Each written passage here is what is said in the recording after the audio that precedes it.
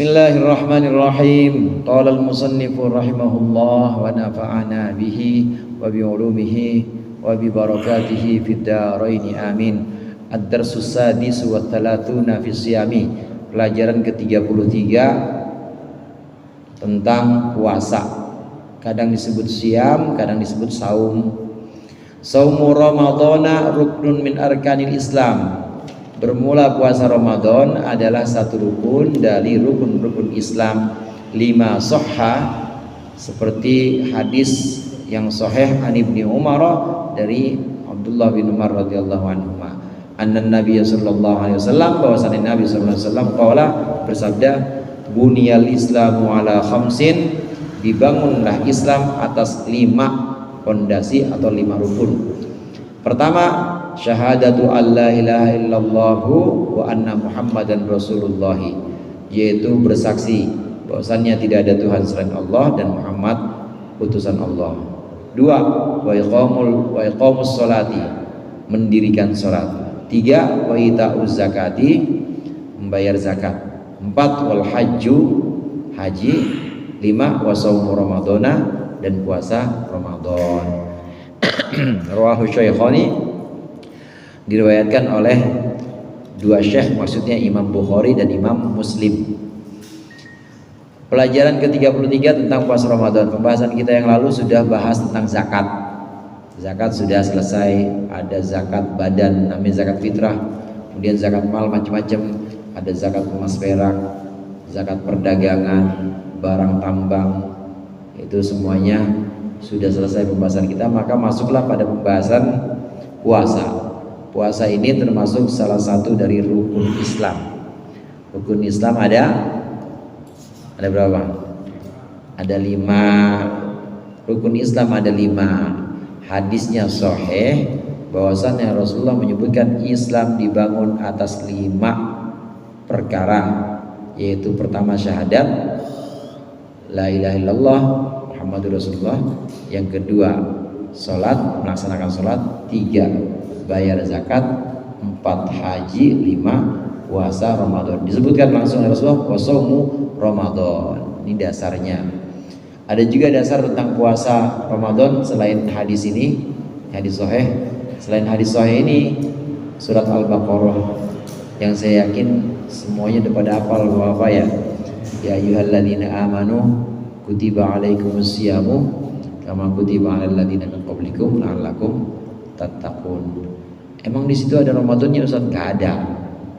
Kutiba alaikumus syiyamu, cari enggak ada Ramadan itu. Tapi di ayat berikutnya ada Ramadannya, dan juga dikuatkan dengan hadis ini. Hadis ini bunyal Islamu menyebutkan shaum Ramadan. Rasulullah menyebutkan puasa Ramadan. Ini termasuk rukun. Hadirin sekalian, ini pokok atau yang usul. Usul itu jamaknya asal. Yang pokok dari Islam, yang rukun ini, wajibnya zakat, wajibnya sholat, wajibnya haji, wajibnya puasa Ramadan. Ini adalah pokok ajaran Islam. Kalau ada orang yang ingkar terhadap kewajiban ini, maka bisa dikatakan dia kafir. Yang ingkar kepada kewajiban ini. Ada orang ingkar, puasa Ramadan mah gak wajib, bisa kafir. Haji mah gak wajib, bisa kafir kalau ingkar. Tapi kalau di luar itu ada pembahasan furu', pembahasan cabangnya. Ada orang dia tetap yakin bahwa sholat itu wajib. Ada pembahasan furu', apa wajibnya sholat itu? Yang 5 itu. 5 itu juga termasuk pembahasan yang asli atau pembahasan yang pokok. Apa yang sholat yang wajib itu? Yang 5. Sama-sama yakin bahwa yang wajib adalah sholat 5 waktu, mulai dari zuhur sampai isya itu pokok juga. Nah, tapi dia tidak meyakini bahwa kunut termasuk sunnah subuh, maka kita nggak bisa bilang dia kafir, karena itu bukan pokok dalam ajaran Islam. Seperti kunut bukan pokok. Kemudian ada orang menyatakan bahwa misalnya ada orang menyatakan bahwa batas ambilnya ihram haji itu mikotnya Kalau untuk orang Indonesia yang pergi dari tanah air tidak boleh di Jeddah, tapi harus dari pesawat. Ini kan perbedaan yang masalah furu cabang. Maka kalau ada perbedaan di sini tidak bisa kita sebutkan sebagai orang kafir, nggak bisa. Karena pembahasan yang cabang atau perluasan dari yang pokok tadi, cabang-cabang dari yang asal tadi. Yang asal inilah yang pokok dan dalam Islam disebut sebagai apa? Ma'ulima bid-darurah. Ma'ulima bid-darurah, sesuatu yang secara mesti itu diketahui wajibnya. Nah, itu yang namanya pokok. Kalau orang kemudian mengingkari kewajiban puasa, maka dia bisa kufur. Kewajiban puasa Ramadan diingkari oleh dia, maka dia bisa kufur. Tapi kalau hanya sekedar beda saja, beda dalam pembahasan Ramadan, menurut dia puasa Ramadan itu batasnya, misalnya batasnya puasa Ramadan itu ya sejak imsak, mulai dari imsak 10 menit sebelum subuh ya harus berhenti. Tapi ada yang bilang enggak, subuhnya itu kalau hanya perbedaan pada bidang ini saja, pada bagian ini saja, maka bisa dibilang perbedaan dalam furu'. Nah, ini tidak bisa kita justifikasi atau kita hukumi bahwa dia itu kufur, nggak bisa. Perbedaan cabang. Nah, kewajiban puasa Ramadan ini jelas dari hadis tadi, hadis sahih yang dikeluarkan oleh Imam Bukhari dan Muslim, ditambah lagi oleh ayat surat Al-Baqarah tadi yang saya bacakan. Nah, meskipun demikian ada secara rinci pembahasan syarat-syarat wajib puasa Ramadan. Artinya ada orang yang wajib zakat kemarin kan ya. Yang wajib zakat itu yang sudah memenuhi syarat-syarat. Dia sudah punya harta mencapai nisab, sudah kepemilikannya sudah berlangsung 1 haul atau 1 tahun. Itu kan syarat-syarat wajib, baru terkena wajib. Demikian juga ini ada syarat wajib puasa. Syurutul wujubi shaumi Ramadan arba'atun. Syarat wajib puasa Ramadan ada 4. Al-Islamu, pertama Islam. Li'annal kafirul asliya, karena sungguhnya orang kafir yang asli itu ghairu mukhatabin, bukanlah orang yang diajak bicara, bukanlah orang yang dimaksudkan perintah mukhatab itu. Bi furu'il islami fid dunya, dengan cabang-cabang hukum Islam di dunia. Yang kedua al-aqlu, berakal. Yang ketiga al-bulughu, balik. Li'annal majnuna wasabiyya ghairu mukallafina, karena sungguhnya orang gila dan anak kecil bukan orang mukallaf. 5 ruwiya an Ali bin Abi Thalib, karena hadis yang diriwayatkan dari Sayyidina Ali bin Abi Thalib radhiyallahu anhu anna nabiyya sallallahu alaihi wasallam qol, bahwasannya Nabi bersabda, rufi al-qalamu an thalathatin, diangkatlah pena, maksudnya hukum diangkat antalatatin dari 3 orang, anis sabiyyi hatta yablugha, dari anak kecil hingga dia balik, wa anin naimi hatta yastayqidha, dari orang yang tidur hingga dia bangun, wa anil majnuni hatta yufiqa, dan dari orang gila hingga dia waras. Abu Dawud wan Nasai bisnadin sahih. Ini hadis riwayat Abu Dawud, Nasai, sahih. Wa yumaru sabiyyu bisawmi lisab'in, dan diperintah, disuruh seorang anak kecil disuruh untuk berpuasa lisab'in, mulai dari 7 tahun. Idza ataqahu, ketika mampu anak tadi akan puasa. Wa yudrabu ala tarkihi, dan dia dipukul jika meninggalkan puasa Ramadan. Li ashrin, mulai dari 10 tahun. Kiasan ala sholati, dikiaskan dengan sholat. Yang keempat al-qudratu ala shaumi, mampu puasa. Fala yajibu shaumu, maka tidaklah wajib puasa ala syaikhil kabiri, atas orang tua yang sudah renta, alladzi yajhaduhu as-shaumu, yang sulit akannya apa shaumu, puasa. Wal maridu, dan juga tidak wajib al maridi, wal maridi, dan tidak wajib puasa atas orang sakit, alladzi la yurja bara'uhu, yang tidak bisa diharapkan kesembuhannya. Di qaulihi ta'ala, karena firman Allah Ta'ala, ma ja'ala alaikum fid dini min harajin, dan tidaklah Allah menjadikan atas kalian dalam agama, Allah tidak menjadikan min harajin satu kesulitan pun. Surat Al-Hajj ayat 78. Syarat wajib puasa ada 4. Jika salah satu syarat ini nggak ada, atau jika salah satu syarat ini tidak terpenuhi, ada orang kemudian dia hilang satu syarat ini, maka dia tidak wajib puasa, boleh nggak puasa. Apa 4 syarat wajib puasa? Yang pertama, Islam. Orang non muslim jangan dipaksa-paksa puasa, biarin aja dia waktu Ramadan dia mau makan warteg mau makan, biasanya pakai hordeng ya, pakai hordeng, atau dia mau makan nasi padang, orang Padang emang ada Padangnya yang buka, atau dia mau makan di restoran, di hotel, biarin aja, karena memang bukan orang yang dimaksud untuk menjalankan syariat Islam, karena dia orang kafir. Nah, kafir tidak wajib puasa, biarin, nanti ketentuannya Allah yang menentukan nanti. Orang kafir ini tidak termasuk yang wajib puasa, jadi harus orang Islam. Yang kedua, berakal. Jadi kalau berakal gimana? Kalau orang yang tidak berakal bagaimana? Gak wajib. Islam dia, orang bapaknya Islam, ibunya Islam, dia Islam, ngaji apal dia, ngaji apal. Ya orang disetelin MP3 mulu sama YouTube, apal. Tapi begitu ditanya, emak laki apa perempuan? Emak sama laki. Bapak perempuan.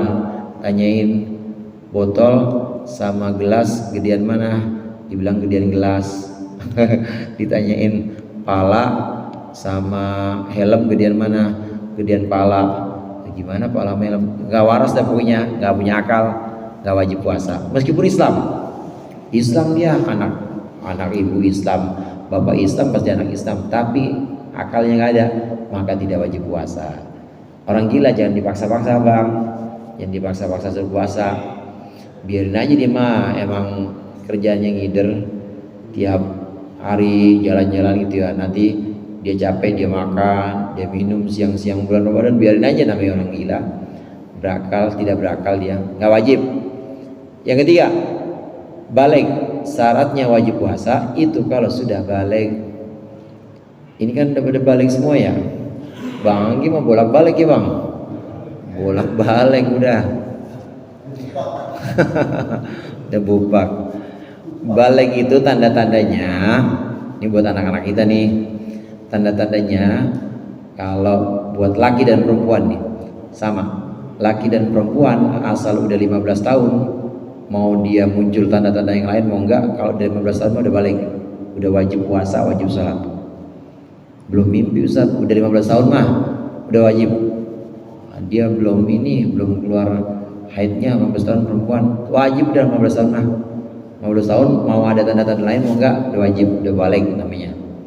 Kemudian ini buat laki dan perempuan 15 tahun udah balik. Atau dia sudah ihtilam. Ihtilam itu mimpi basah, ngecerot. Jadi tahu bar mimpi basah. Mimpi basah. Laki dan perempuan. Ini terjadi pada anak laki dan anak perempuan. Perempuan emang keluar juga saudara. Keluar juga perempuan. Mimpi, kalau mimpi tapi jarang, memang jarang sekali. Yaitu tandanya haid biasanya kalau perempuan. Tapi kalau mimpi jarang.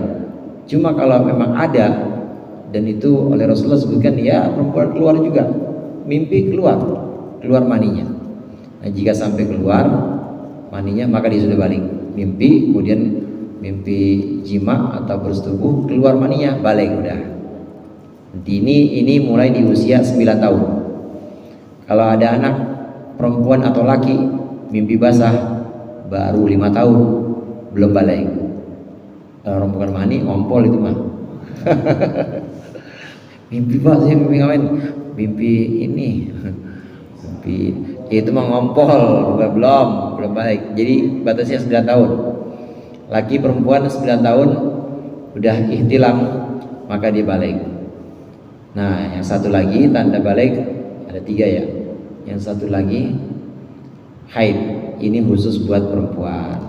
Haid, ada perempuan keluar darah dari kemaluannya, usianya udah 9 tahun atau lebih, maka dia balik. Tapi kalau baru 7 tahun keluar darah dia Ustaz dari itunya, dari kemaluannya, bukan haid, jadi belum balik karena belum 9 tahun. Nah, yang diwajibkan puasa di sini adalah orang Islam berakal balik. Jadi kalau ada orang Islam berakal tapi belum balik, anak kecil misalnya, belum wajib. Meskipun kita harus ngajarin bocah, ponakan, apalagi ya pokoknya kerabat-kerabat kita itu yang masih belum usia balik, tetap wajib dilatih. Yang ngelatih ya kudu puasa juga. Masa yang ngelatih puasa lu kamu besok niat, nah, dia siang-siang pagi-pagi ngopi, siang-siang masih ngelekus aja, Mbak puasa ini kopi perasaan baru banget ini nih, masih panas, baru bikin ya. Enggak, kopi sahur itu lah, kopi sahur sih panas banget. Kopi sahur sih masih ada asapnya. Nggak bisa, yang ngelatih berpuasa juga, karena nggak ada istilah ya, nggak apa namanya, anak apa murid guru kencing berdiri, murid kencing berlari. Ya gimana yang ngelatih atau yang ngajarinnya aja kagak puasa, masa anak mau puasa? Nggak bisa. Kalau iya, terkait dengan akal, berakal dan baligh ini ada sabda Rasulullah, ini yang disebut dengan hadis Rasulullah tentang raf'ul qalam, atau diangkatnya hukum untuk 3 macam orang. Hukum tidak berlaku untuk 3 orang ini, mau hukum wajibnya puasa atau hukum wajibnya sholat dan hukum-hukum lain nggak berlaku untuk 3 orang ini.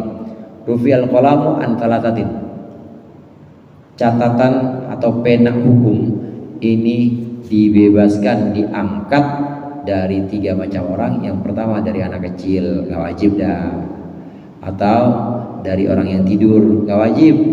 Orang tidur nggak wajib, ini nggak wajib sholat, yang namanya tidur wajib sholat, nanti kalau udah bangun baru dia wajib sholat. Kemudian orang gila itu juga nggak wajib, jangan dipaksa-paksa karena dia nggak berakal. Yang ingin saya bahas di sini, kalau tadi anak kecil, udah orang tidur saudara, ini kaitannya misalnya dengan sholat. Orang tidur itu tidak wajib sholat, dan kita tidak wajib membangunkan orang itu kalau dia tidur sebelum waktu sholat, nggak wajib. Tapi terhadap dirinya sendiri, ini orang yang tidur, waktu dia udah masuk waktu sholat sempat bangun, maka dia wajib sholat, karena dia sudah yastayqidh hatta yastarqidh. Begitu dia bangun dan sudah masuk waktu sholat, maka sudah wajib. Tapi kalau dia tidur dari jam 3 kebablasan, benar-benar nggak bangun, tapi benar-benar nggak dengar azan, bangun-bangun jam 6:30, maka rufi'al qalam. Asal tidurnya sebelum waktu sholat. Yang mulai dicatat dosa itu kalau udah azan lah masih sempat ngopi, dia ngopi sebat dulu, habis sebat dia tidur. Nah ini udah rufi'al qalam nih, udah nggak diangkat pena hukum. Tulis sudah malaikat, apaan lo ngopi sebat tulis, dosa, udah dosa besar, udah tidur, meninggalkan sholat, dan tidurnya sudah masuk waktu sholat. Kalau sebelum masuk waktu sholat nggak apa-apa, artinya nggak apa-apa, termasuk rukhsah. Di antara uzurnya sholat, termasuk uzur, di antara uzurnya sholat adalah tidur dan lupa. Tidur itu yang dimaksud tidur sebelum waktu sholat, dengan catatan tadi dia benar-benar nggak bangun sampai waktu sholat berikutnya masuk, benar-benar dia nggak bangun. Cuma di sini ada ketentuan, orang yang tidur ini wa'anin naimi hatta yastaiqidho, sabda Rasulullah, hukum diangkat dari orang yang tidur hingga dia bangun. Ini ada ketentuan, kalau orang yang dia punya dugaan bahwa dia tidak akan bangun, lalu dia tetap tidur sebelum masuk waktu sholat, maka hukumnya makruh tidurnya itu. Dia udah punya dugaan, ini setengah 4 nih, subuh jam 4:15, dia udah punya dugaan kayaknya 14 nih, tapi tetap tidur juga makruh. Kalau sampai nggak tidurnya ini sendiri makruh, kalau sampai 12 dia nggak sholat, maka benar-benar nggak dengar azan, nggak dosa, tapi tidurnya makruh. Nah, yang tidurnya haram itu dia punya keyakinan ini mah 12 pasti, yakin banget nih mas, saya mah 12 nih, yakin. Nah, orang udah kebiasaan kerjanya aja begitu, udah yakin, maka tidurnya haram. Itu di luar waktu sholat, apalagi udah dengar azan, udah di dalam waktu sholat, udah masuk sholat, tidur haram. Bablas tambah lagi dosanya dosa tidur haram tadi, tambah lagi dosa ninggalin sholat. Itu maksudnya hatta yastaiqidho tadi.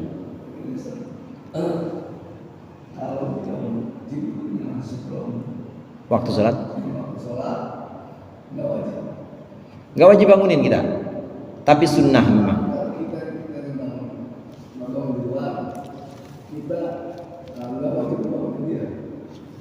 Dia tidur sebelum masuk waktu sholat. Ya. Ya. Ngebangun bocah nih, banyak anak. Ya, sunnah. Tadi saya sampaikan nggak wajib.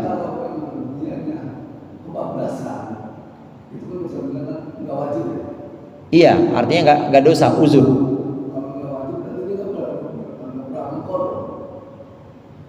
Jadinya itu kodo jadinya.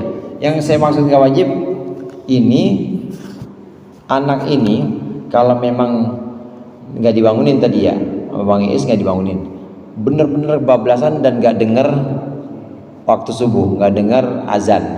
Nah, kalau dia benar-benar seperti itu, bangun jam 6:30 bablas, maka dia tidak dosa. Artinya tidak dosa meninggalkan sholat itu tidak dosa, karena memang tidurnya dari sebelum waktu sholat.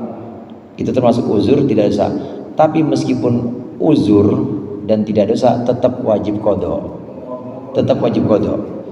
Jadi semua uzur itu tetap harus dibayar. Kita punya uzur tadi karena lupa, karena tidur sholat, tetap wajib bayar sholat, namanya sholat qadha. Punya uzur dalam perjalanan, kita nggak puasa Ramadan, tetap qadha. Jadi tetap wajib qadha. Iya, boleh. Kita yang membangunkan orang yang tidur sebelum masuk waktu sholat, ini hukumnya sunnah. Tadi saya bilang nggak wajib, bukan berarti nggak usah bangun, nggak, tapi sunnah, bagus. Sunnah kita membangunkan orang yang tidur sebelum waktu sholat, sementara waktu sholat sudah masuk, sunnah. Nah, wajib kita membangunkan orang yang tidur setelah masuk waktu sholat. Udah ketahuan subuh jam 4:15, dia tidur 4:30, maka kita wajib membangunkannya karena dia tidur sesudah waktu sholat. Jadi bedanya itu bang, kalau sebelum waktu sholat kita sunnah membangunkan, tapi kalau sudah waktu sholat wajib membangunkan. Nah, wajib itu pun ada ketentuannya, sekiranya tidak menimbulkan bahaya atau madharat, kerusakan. Kalau menimbulkan kerusakan, ini gua kalau bangunin kayaknya kepret gue nih galakan dia gitu, kayaknya gue kalau bangunin bakal dipecat nih kawan. Ya udah, mendingan gak usah, biarin aja dah, dosa urusan dia. Itu kalau menimbulkan madharat. Ada beberapa kondisi di mana orang itu wajib dibangunkan. Kalau dia tidur. Pertama, orang yang tidur setelah masuk waktu sholat wajib dibangunkan kalau nggak ada madharat. Yang kedua, kita wajib membangunkan orang yang tidur di satu kondisi atau satu tempat yang bahaya. Dia tidur di tempat yang memang bahaya, udah tahu itu rumah pengen roboh, nah kita nggak bangunin, dosa kita, wajib kita bangunin. Bang pengen roboh. Udah tahu dia rebahan di mana? Rel kereta Kebayoran. Wajib bangunin tuh kita nggak bangunin, dosa. Jadi yang wajib itu orang tidur waktu sholat sudah masuk, wajib kita bangunkan. Begitu juga orang yang tidur di tempat-tempat bahaya wajib kita bangunkan. Nah, tidur di kendaraan macan. Ya macannya walaupun macan Kemayoran. Ya Jakmania. Nah, anak-anak ini tidak wajib sholat hingga dia balik, namun tidak wajib puasa hingga dia balik, namun hendaknya mulai dari usia 7 tahun ini harus diajarkan, ya disuruh 7 tahun sama kayak sholat, 7 tahun harus disuruh. Ya kalau udah 10 tahun belum sholat juga, belum puasa juga, pukul udah 10 tahun belum puasa belum sholat, 7 tahun udah mulai disuruh, ayo sholat, puasa usaha niat nawa itu semua godin. 7 tahun kalau bisa puasa, kalau memang mampu bisa ya maka dia harus puasa juga untuk melatih. Kalau nggak bisa ya setengah hari semampunya. 10 tahun apa? Oh iya, bagi tua mangga 10 tahun aja dipukul. Iya anak, cuma memang iya kalau udah tua bangka itu, apalagi bukan anak kita ya. Kalau bukan anak kita ya itu dinasihatin aja, dibiarin dinasihatin, jangan dipukul. Ini anak nih, kalau anak dipukul kalau sudah 10 tahun belum puasa Ramadan atau belum sholat.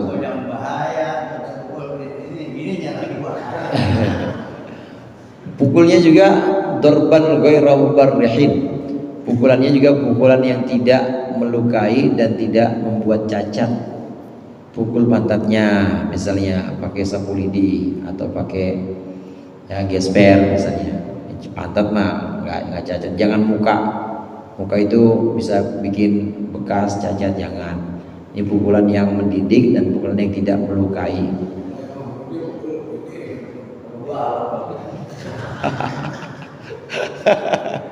Ya, jangan bang.